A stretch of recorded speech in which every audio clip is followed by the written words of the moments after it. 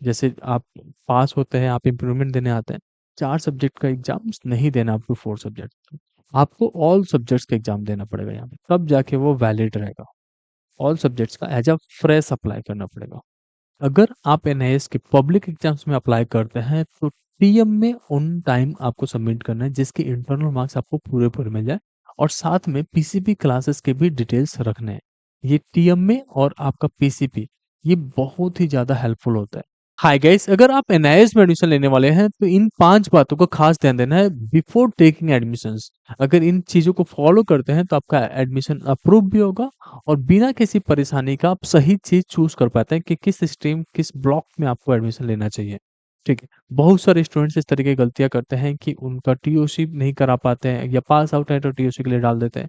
बहुत सारी चीज़ें रहती हैं। सबसे पहली मिस्टेक जो स्टूडेंट्स कर रहे थे एनआईएस का एडमिशन लेते समय, वो ये रहता है कि वो पास आउट तो हैं, लाइक बहुत सारे बच्चे इम्प्रूवमेंट के लिए आ रहे होते हैं, पास आउट है, ठीक है। पास आउट अगर आप हैं तो आप जो है टीओसी नहीं ले पाते हैं। टीओसी आपके लिए है ही नहीं, तो ट्रांसफर ऑफ क्रेडिट नहीं कराना है। आप केवल इम्प्रूवमेंट कर सकते हो या पार्ट एडमिशन ले पाते हैं 1-2 सब्जेक्ट्स के लिए। अगर आप पास आउट हैं तो आप फ्रेश एडमिशंस ले सकते हो सेम क्लास में, बट आपको जब फ्रेश जाना पड़ता है। तो इस चीज़ का ध्यान दें, टीओसी आपको नहीं लेना होता है। दूसरी बात आपको खास ध्यान देनी है कि अगर आप जेईई के लिए आना चाहते हो, इसमें जेईई मेंस के लिए या जेईई की एलिजिबिलिटी के लिए आना चाहते हैं, तो उस केस में आपको जो है यहाँ पे 4 सब्जेक्ट तक का एग्ज़ाम्स नहीं देना है। जैसे आप पास होते हैं, आप इम्प्रूवमेंट देने आते हैं, 4 सब्जेक्ट का एग्ज़ाम्स नहीं देना आपको 4 सब्जेक्ट। आपको ऑल सब्जेक्ट्स का एग्ज़ाम देना पड़ेगा यहाँ पे, तब जाके वो वैलिड रहेगा। ऑल सब्जेक्ट्स का एज़ अ फ्रेश अप्लाई करना पड़ेगा। अब आपको जो है ना एज़ अ फ्रेश जब अप्लाई करते हो, तो आपका जो एडमिशन्स होता है वो स्ट्रीम 1 में होता है। स्ट्रीम 1 के अलावा अगर आप जेईई के लिए अप्लाई करते हैं, तो वो वैलिड ही नहीं होता है। स्ट्रीम 1 में अप्लाई करना, अब स्ट्रीम 1 के आप ब्लॉक 1 में भी अप्लाई कर सकते हैं या ब्लॉक 2 में अप्लाई कर सकते हैं। ये दोनों वैलिड है, ठीक है? अगर आपको कोई चीज़ समझ नहीं आ रहा है, कैसे अप्लाई करना है, तो स्क्रीन पे एक नंबर आ रहा है, आप इस पे कनेक्ट कर सकते हैं। हम लोग through out the year guide करते हैं। कैसे असाइनमेंट्स वगैरह सारा कुछ प्रोवाइड करना पड़ता है। और चौथी बात ये ध्यान देना है कि on demand students, on demand exams में, ये ऑन डिमांड बहुत ही फैंसी लगता है, बट ऑन डिमांड में आप जेई के लिए अप्लाई नहीं करेंगे क्योंकि इसमें जो है परसेंटेज ज़्यादा नहीं बनता है। इसके सिलेबस कंफर्म नहीं रहता है, हालांकि पब्लिक एग्जाम्स का ही सिलेबस इसमें पूछा जाता है, बट इसमें आपको नहीं रिकमेंडेड होता है।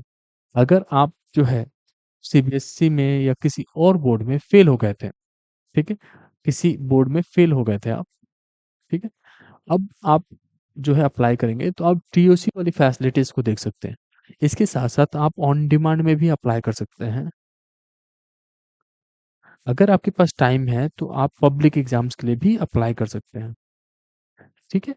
ये सारा ऑप्शंस आपके लिए वैलिड रहता है।